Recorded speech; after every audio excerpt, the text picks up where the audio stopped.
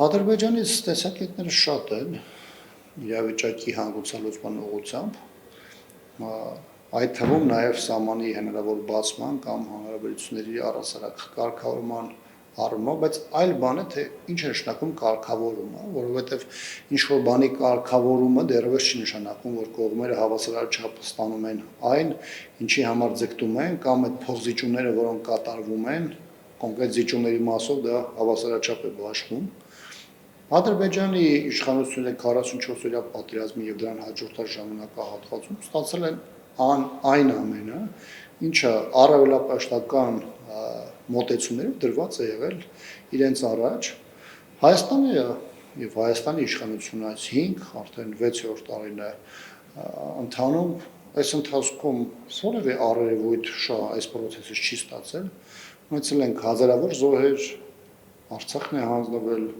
Հայաստանի Հանրապետության մեծ թվով տարածքներ են այս պահին օկուպացված, որտեղ ադրբեջանական մխրճված զորքերն են եւ այլն, եւ այս պարագայում, երբ որ մենք խոսում ենք այս կամ այն կողմից հնչող հնարավոր կարգավորման գործընթացին, կարգավորումը ոչ հավասարակշռությունը ապահովում է, ոչ էլ այս իրավիճակում երկարաժամկետ խաղաղություն կամ կայունություն է ապահովում մեր տարածաշրջանում։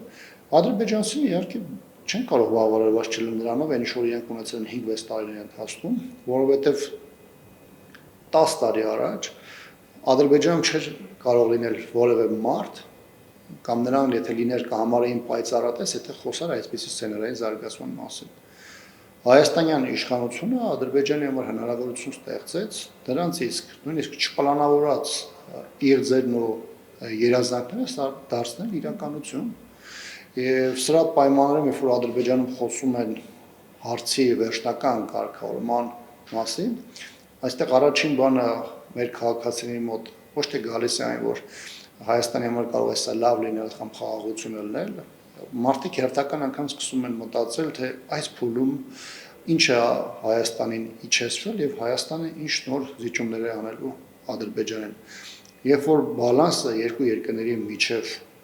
այս տիպի խախտված է, բնականաբար այս պայմաններում, եթե նույնիսկ լռում են հրանոթները, ապա սա երկարաժամկետ առումով չի կարող խաղաղություն ապահովել կամ խաղաղություն խոսնել այս ժողովրդին։